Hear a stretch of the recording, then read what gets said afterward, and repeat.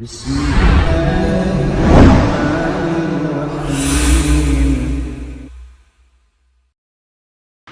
alhamdulillah, wassalatu wassalamu ala ashrafil anbiya'i wal mursalin wa ala alihi wa sahbihi wa man tabi'ahum bi ihsanin ila yaumiddin, amma ba'd. Qani fillah rahimani rahimakumullah. Kita lanjutkan kembali pembacaan Ajwibah Asy-Syaikh Shalih Al-Fauzan an Masailil Kufri wal Iman. Sekarang kalau di buku halaman 42. Sama nggak di PDF? Sama. Hah? Sama ya? Belum melihat PDF-nya. Hah? Yang sekarang al-jawab an haditsil ladzi dakhala an-nar fi dzubabin. Ya. Kalau kemarin kan masih fasal hukum di dunia itu sesuai dengan apa? Zahirnya kan? Itu halaman 28. Ya, sudah selesai kita. Terakhir yang kemarin sholat di belakang orang-orang yang melakukan apa atau sujud kepada berhala, kemudian ditutup dengan pertanyaan ya orang yang mencari-cari akidahnya si imam. Kata Syekh di sana tidak boleh melakukan isa'atu dzan, berprasangka apa? Buruk selama kita tidak melihat apa yang dia perbuat dari kesyirikan apa? Besar. Ya, betul halamannya 42. Ya.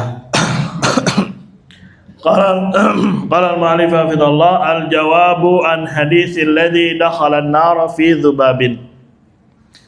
Jawaban tentang hadis orang yang masuk ke dalam neraka disebabkan sebuah lalat. Ini hadisnya sudah kita baca dalam kitab Tauhid. Bab menyembelih untuk selain Allah Subhanahu wa taala.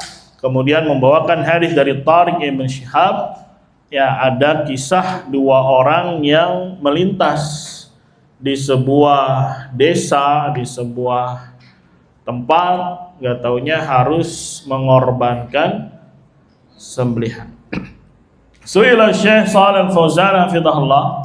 Syekh Shalih Al-Fauzan hafizahullah ditanya, hal kana lirrajul alladzi qarraba dzubaban lis-sanam, apakah ada bagi seseorang yang berkurban atau menyembelih untuk sonam, ya menyembelih apa tadi?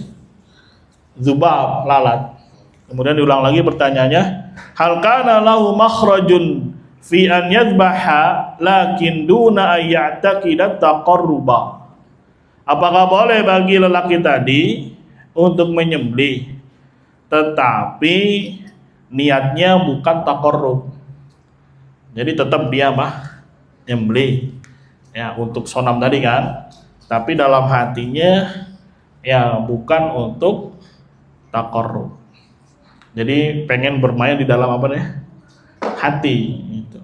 Ini bab ini datang masih ada kaitannya dengan fasal yang kemarin.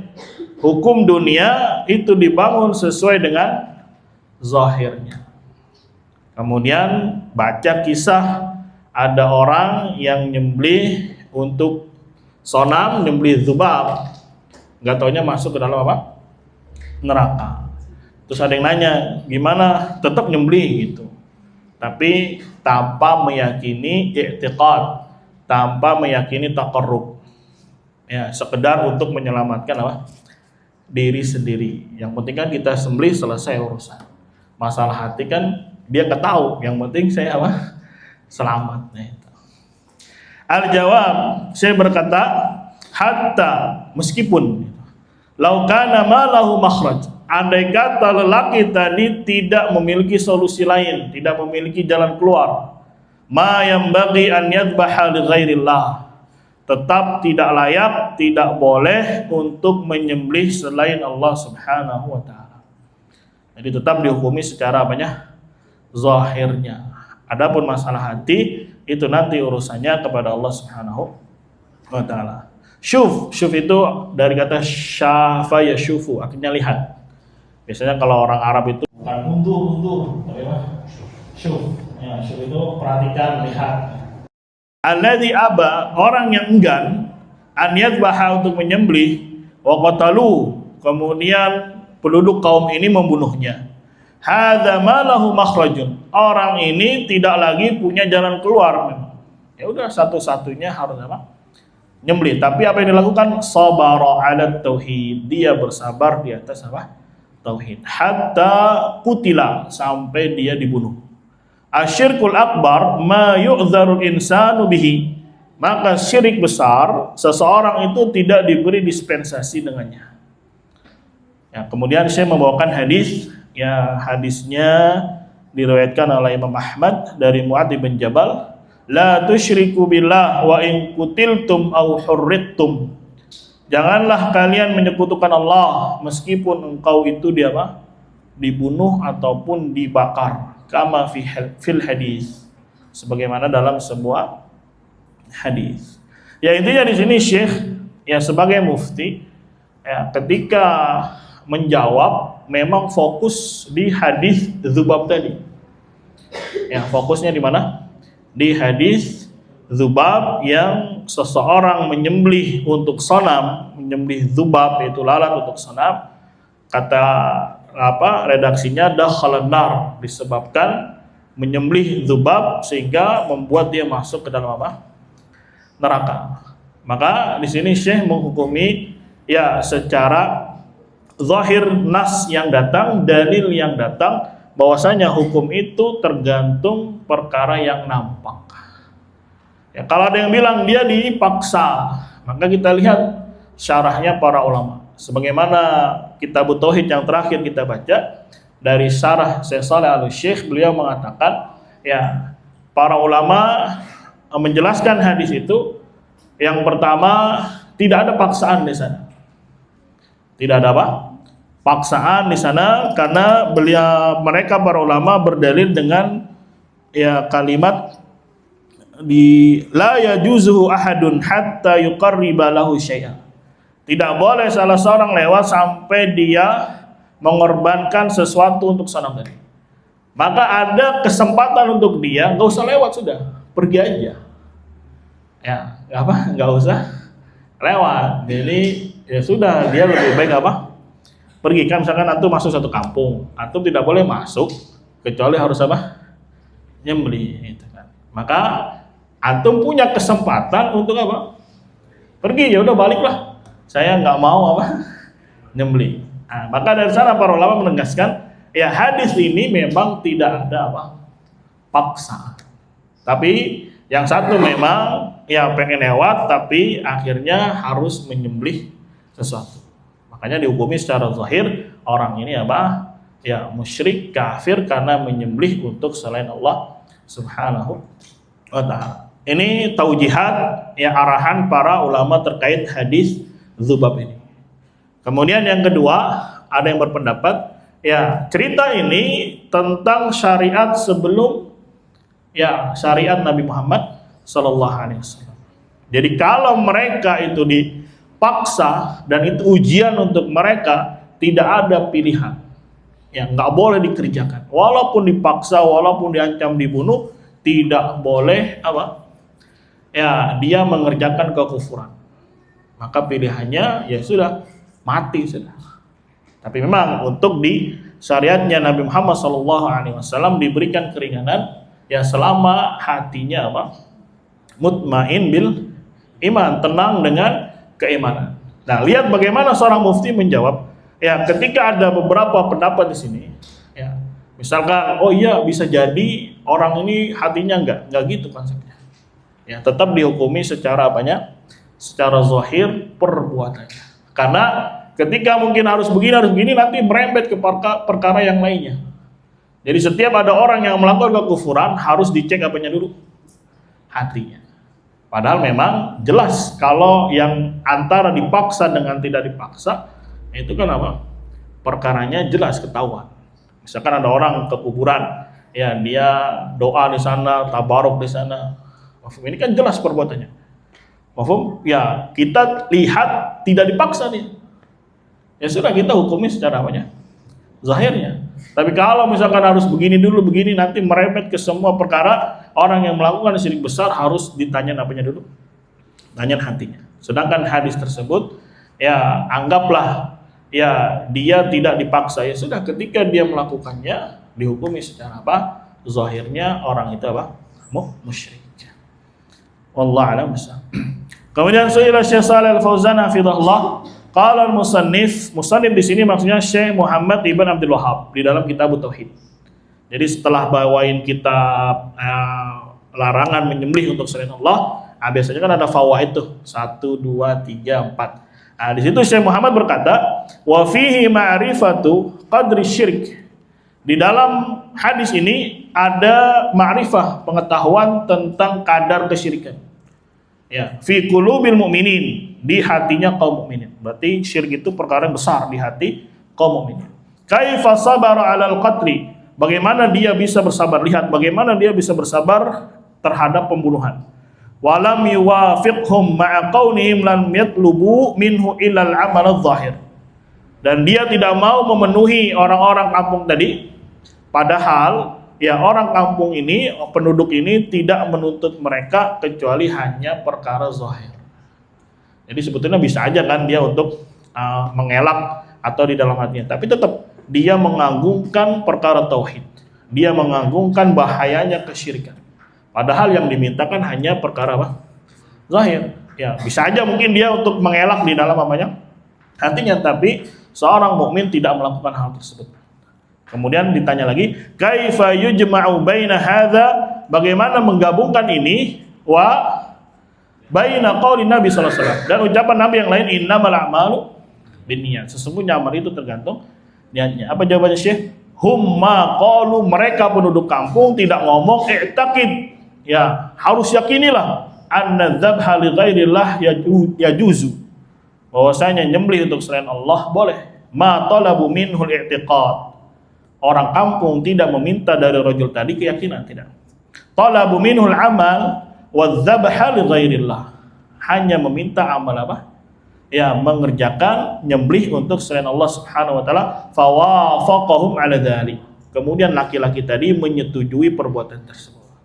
Jadi sekali lagi enggak usah ditanya bagaimana perkara hati untuk melabeli mereka di hukum dunia. Adapun nanti persidangan ya babnya beda. Ya perlu ditanya, perlu disidang apa motif kamu dan seterusnya. Tapi dalam bab penamaan tidak dibebankan kita mengetahui perkara apa? Hati.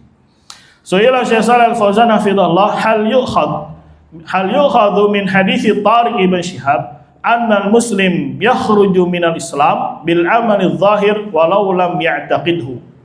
Apakah diambil dari hadis yang tadi tentang orang yang masuk neraka disebabkan menyembelih lalat? Ya, bahwasanya muslim bisa keluar dari Islam sekedar amal zahir walaupun dia tidak meyakininya. Apa kata Syekh? Na'am. Yakhruju, di situ kurang titik. Yakhruju minal Islam bil amali zahir. Dia bisa keluar dari Islam disebabkan amal apa? Zahir. Limadza yaf'alu hadza? Kenapa orang ini mau melakukan wa huwa ma ya'taqiduhu? Sedangkan dia tidak meyakininya. Kan ada kontradiksi. Justru ketika dia melakukan pasti ada yang namanya apa? Motif. Ya sudah kita hukumi saja secara zahirnya. Aish alladhi hamalahu ala hadza. Aish itu apa gitu yang mendorong punya motif untuk berbuat hal tersebut. Ya sudah itu urusan apa? Hati, nanti sidangnya di hadapan Allah Subhanahu wa taala. Urusan kita hanya menghukumi secara apa? Zahir. Su'ila Syekh Shalih Al-Fauzan hafizahullah, "Lau dzabaha hadzal rajulu adz-dzubaba?" Andai kata laki-laki ini menyembelih lalat, wa fi niyatihi, dan di dalam niatnya, la yaqsudut taqarruba ila sanam, bukan bermaksud untuk mendekatkan diri kepada patung. Wa innama, hanya saja, liyan jua minhum, agar selamat dari penduduk kampung tadi. Hal yakunu dzalika musyrika? Apakah dengan sebab itu laki-laki tadi menjadi apa? Musyrik? Saya menjawab, al haditsu am ya akhi. Hadisnya umum wahai saudaraku. Al hadis am, hadisnya umum. Zabaha dzubaban. Dia menyembelih untuk apa? Atau menyembelih lalat. Fa khallu sabilahu, maka orang-orang kampung membiarkan jalan dia. Fadakhalan nar, maka dia masuk ke dalam apa? Neraka. Ma nadkhul fi hal fa'ala hadza, hal qasadahu kadza. Kita tidak masuk dalam perkara apakah dia mengerjakan ini, apakah dia niat ini, enggak usah masuk. Kita hanya menghukumi secara apa? Zahirnya. Ma nadkhulu fi hadza, kita tidak masuk dalam perkara ini. Lihat pertanyaan dari nomor 2 itu semuanya kalau kita perhatikan di Syarah Fathul Majid. Daras ke berapa? 34. Kemudian Syarah Fathul Majid juga Raqam 34. Kemudian di bawahnya lagi Syarah Fathul Majid juga pelajaran yang ke berapa? 34. Berarti ini lagi belajar apa? Fathul Majid. Semuanya nanyanya itu dulu. Nanti sampai di belakang disekak sama Syekh Fauzan. Ini jangan-jangan di sini irja semua. Ya, jadi pengen ngorek-ngorek bikin pertanyaan supaya mungkin terjebak, nanti saya bilang ya lihat hatinya. Ya, sampai pertanyaan ke-1, kedua, ketiga, ya semuanya selalu nanyakan masalah apa? Hati. Lanjut, su'ila Syekh Shalal Fauzan hafizahullah, "Law anna ar-rajul alladhi dakhala an-nar fi dhubabin fa'ala adh-dhabh." Andai kata laki-laki tadi yang masuk ke dalam neraka disebabkan lalat, mengerjakan menyembelih, muridan bihi fi qalbihi annau dzabaha lillah, dalam keadaan menginginkan dengan tadi di dalam hatinya untuk menyembelih apa? Kepada siapa tadi?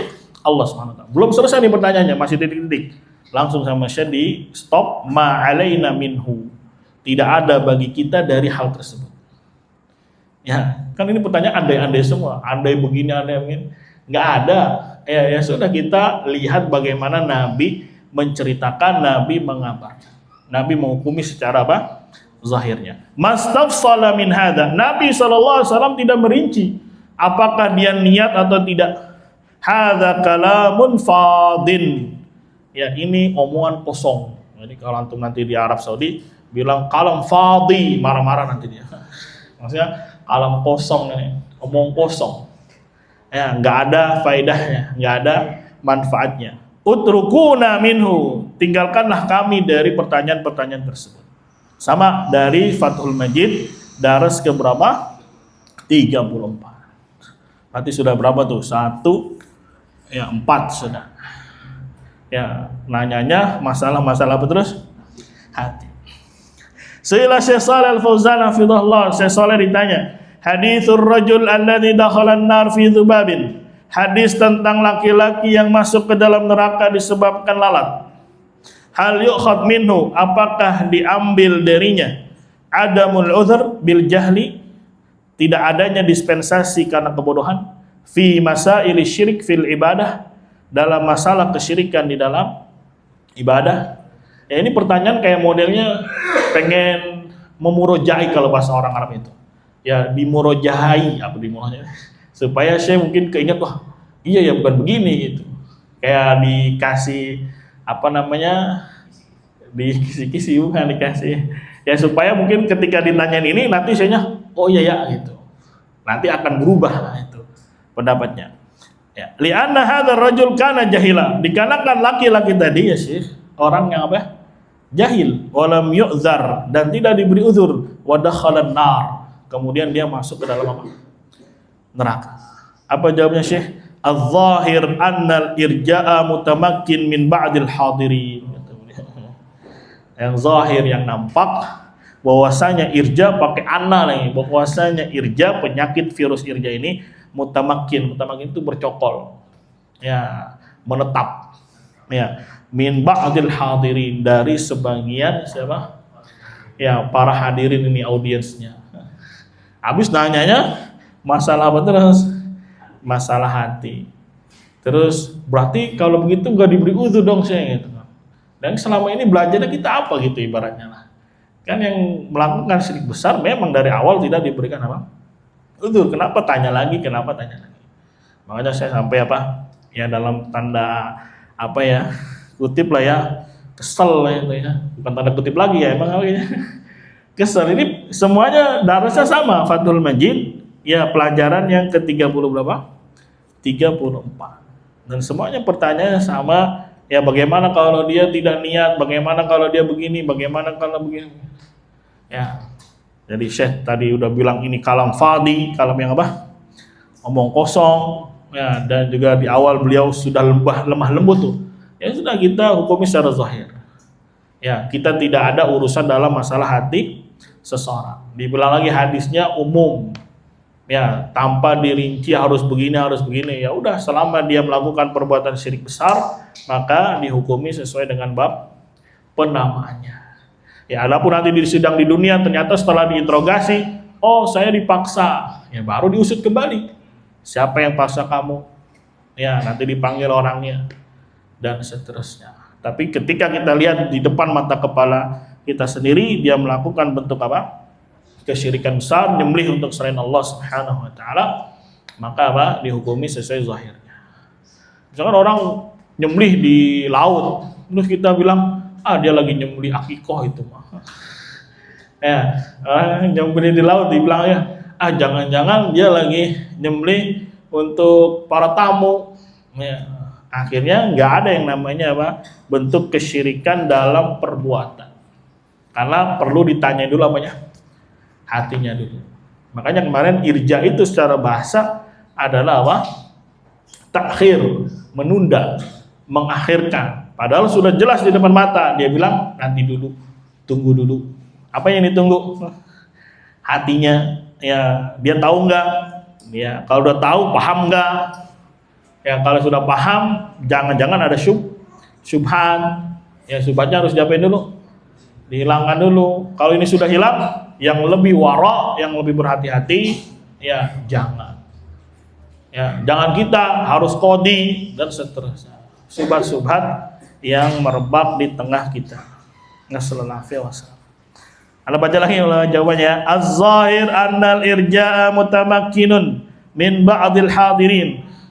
Yang zahir bahwasanya penyakit atau virus irja, ya irja ini kan masdarnya.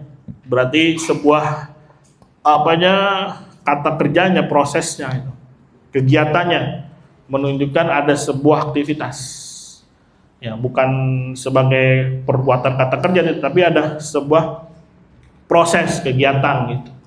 Contohnya misalkan doroba memang memukul, tapi nama bendanya itu dorban, pukulan. Ya, maaf, kalau mengakhirkannya namanya kan arja'a yurji'u. Itu kata kerjanya. Tapi kata bendanya sumbernya dari kata irja. Ya, jadi irja di sini ya sudah menjadi istilah syar'i, yaitu penyakit ya bid'ah baru di dalam konsep apa? Iman. Bahwasanya irja mutamakkinun min ba'dil hadirin. Penyakit atau virus irja mutamakkin itu menetap, kuat, kokoh, bercokol pada sebagian hadirin. Al haditsu ma fihi hadzal umur. Hadis yang kita baca tidak ada di dalamnya perkara-perkara ini. Itu maksudnya harus tanya dulu hatinya. Ya, bagaimana dia nanti begini, apakah dia boleh untuk nyembelih tapi niatnya bukan untuk si sonam, tapi niatnya untuk Allah Subhanahu wa taala. Ya enggak ada perkara-perkara. Al hadis wadihun fi anna ar-rajula dzabaha li ghairillah. Hadis ini jelas bahwasanya laki-laki tadi menyembelih untuk siapa? Selain Allah Subhanahu wa ta'ala. Nah, kalau kira-kira orang nyembelih di laut itu untuk siapa emang? Karena udah jelas-jelas acaranya kayak sedekah laut. Untuk siapa emang? Untuk jin atau untuk Pak RT kan? Ya untuk penghuni apa? Laut. Ya, supaya hasil nelayannya apa? Banyak, melimpah, tidak ditimpa musibah. Jadi harus diserahkan kurban. Itu diserahkan ya satu jenis ibadah kepada dia. Bahkan sekali lagi ya antum cek aja misalkan pula kiai-kiai NU itu juga termasuknya syirik besar. Cuma kata dia disiasati aja nanti supaya nggak jatuh syirik besar. Ya udah kita nyembelih untuk apa gitu, tapi nanti kepalanya diapain? Dibuang gitu. Karena memang dibahas di kitab-kitab fikih juga di bab-bab akidah bahwasanya nyembelih untuk selain Allah orangnya musyrik kafir. Hanya orang belakangan saja yang harus diperiksa dulu hatinya, diinin dulu. Ya, ujung-ujungnya tidak ada yang namanya kekufuran kecuali di dalam hati. Nah, inilah karakternya Murji'ah. Karakternya Murji'ah. Kan setiap sesuatu itu pasti punya muwasafat. Ya, muwasafat itu kalau antum belanja HP, laptop, antum bilang muwasafatnya gimana? Spek. Ya, apakah RAM-nya, ya ininya, memorinya, sehingga antum bisa tahu oh ini Android, oh ini Apple, ini dan seterusnya. Ya, sama dalam memeriksa kebid'ahan, memeriksa firqah-firqah sesat itu pasti memiliki yang namanya muwasafat. Apa muwasafat? Karakter, ciri. Ya, sehingga ketika ada ciri ini, oh ini identiknya dengan Irja. Oh ini identiknya dengan Khawarij. Oh ini identiknya dengan Jahmiyah. Identiknya dengan Asy'ari. Ya, bisa terlihat, ya bisa kita analisa. Oh gitu. Kemudian lanjutnya athara salamata. Athara artinya lebih mengedepankan. Isar. Ya, keselamatan ala aqidatihi ketimbang akidahnya. Fakana min ahlin nar, maka orang ini termasuk penduduk neraka. Wala nadkhulu fi hadhihi, apa ini bacanya? Taruhat apa itu? Taruhat itu kayak diperiksa-periksa dulu gitu. Wa hadhil as'ilal baridah, dan ini pertanyaan barid. Barid itu ya enggak mutu lah. Ya. Pertanyaan yang tidak pertanyaan dingin ya. Pertanyaan dingin itu apa? Udah nggak enak nih. Kalau kopi kan enaknya apa? Panas. Ya. Makanya kalau di Arab itu nggak ada es teh. Ya, es teh itu dibilang es basi. Ya. Kalau minum makan enaknya nggak yang anget. Ya.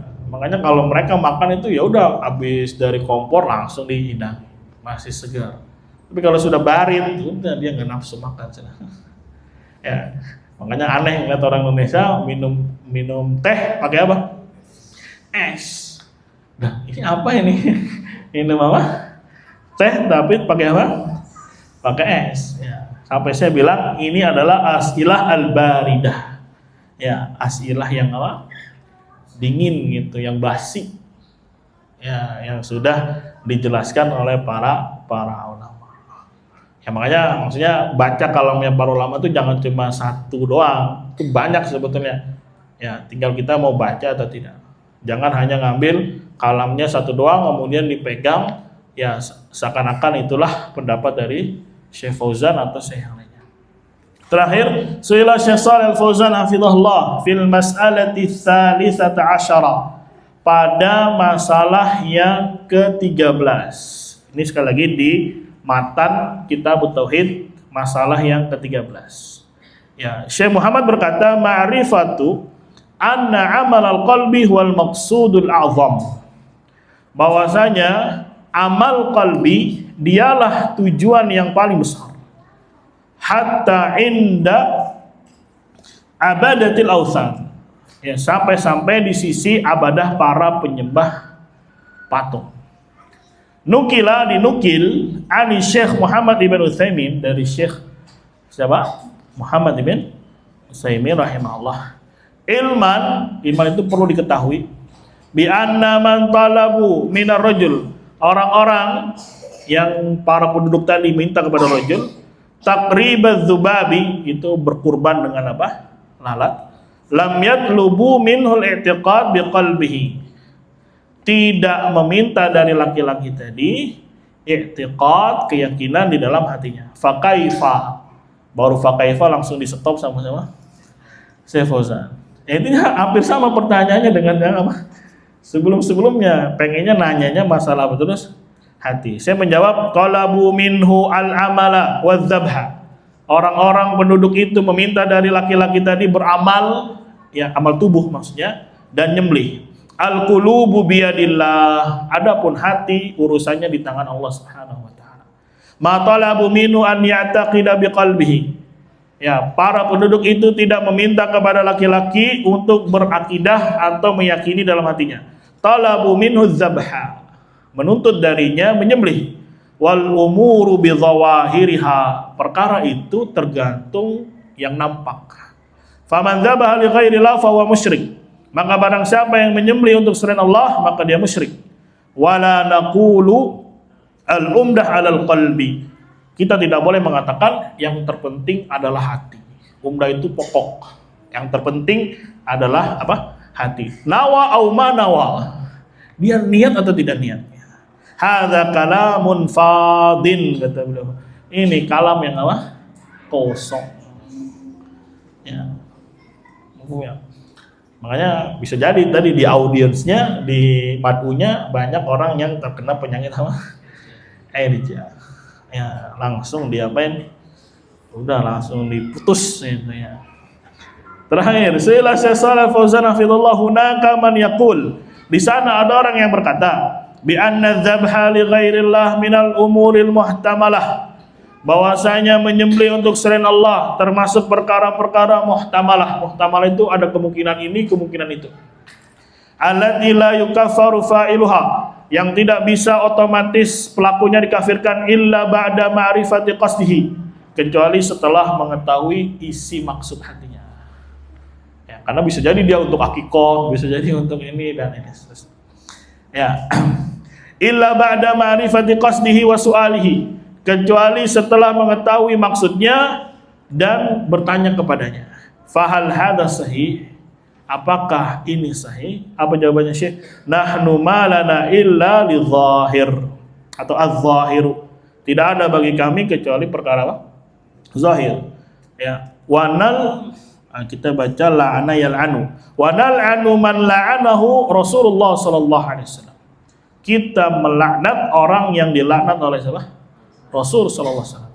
Karena hadis yang kemarin Nabi melaknat orang yang menyembelih untuk selain Allah. Wa amma niyat wal maqasid, adapun niat dan tujuan, fala na'lamuha, kita tidak mengetahuinya. Ya, jadi hukum sesuai dengan namanya zahirnya. Kecuali ya antum dia sendiri dia dipaksa gitu, betul-betul mau dibunuh, ya itu ada kemungkinan berbeda. Sekarang yang dijadikan patokannya adalah orang-orang yang memang betul-betul melakukan apa? Syirik besar tanpa ada paksaan, gitu ya. Adapun yang membawa itu kan hadisnya ada paksa tadi, pendapat ulama kan ada dua.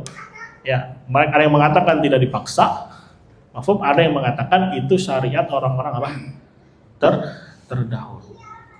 Ya sudah dihukumi sesuai dengan apanya? Zahirnya, bahwasanya orang yang melakukan syirik besar, di sini contohnya menyembelih untuk selain Allah, hukumnya apa? Musyrik bab penamaan di dunia. Ya, adapun masalah hati nanti disidang di hadapan Allah SWT di negeri akhirat. Begitu juga kalau dia ditangkap kemudian diadili, nanti disidang oleh siapa?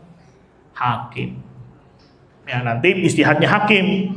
Apakah hakim misalkan sudah diinterogasi, terus dia ngeyel begini-begini, ya, atau mungkin dia ngaku saya bodoh, nanti kembalikan ke hakim. Kalau kata hakim mungkin dihukum, ya dihukum. Kalau kata hakim mungkin dikasih waktu dulu, ya dikasih waktu. Itu yang disebut dengan masalah mentakfir itu istihadiyah. Kalau dalam babnya apa? Hukum. Atau dibilang juga masalah takfir itu istihadiyah kalau dalam khafiyah. Bisa jadi menurut antum karena sudah tegak hujah, antum jatuhkan hukum kepada dia. Tapi untuk orang lain karena mungkin dia belum tegakkan hujah dalam perkara khafiyah, sehingga dia tidak apa? Mengkafirkan. Ya, jadi masalah istihadiyahnya ini dalam bab apa? Ya, hukuman kepada hakim, terserah hakim, atau dalam perkara yang khafiyah yang tidak boleh memberikan label kecuali memang para ulama. Ya, ini kadang orang salah penempatan. Setiap orang melakukan syirik padahal syiriknya besar, jangan dulu antum siapa? Penuntut ilmu baru kemarin. Ya, serahkan kepada ulama. Padahal yang dimaukan di situ adalah dalam perkara yang sifatnya apa? Khafiyah. Tapi kalau perkara besar maupun dia orang awam dan tahu bahwasanya itu adalah perbuatan syirik, ya boleh dia untuk apa? Memberikan label. Walaupun angkat suara itu tidak ada kelazim. Nanti di sini akan dibahas juga bagaimana kalau kita angkat suara. Ya, maka saya menjawab dilihat kondisinya. Karena terkadang kondisi kita berbeda-beda. Ya, misalkan di kampung antum ada yang melakukan syirik besar, antum siapa keluar-keluar. Kalau punya kekuatan, punya power, ya punya pengaruh, karena mungkin antum kiai kampung, ya atau tokoh masyarakat. Tapi kalau bukan, ya sudah, jangan sampai lepas di dalam apa? Hati. Itulah selemah-lemahnya apa? Iman. Jangan sampai hilang, jangan sampai lepas. Nasrul afiyah wassalam. Ya, alhamdulillah banyak kita ambil. Sebenarnya ini kelanjutan dari bab kemarin. Intinya hukum itu sesuai dengan apa? Zahirnya. Hukum itu sesuai dengan zahirnya. Allah a'lam bishawab. Ada yang mau ditanyakan? Tafadhal.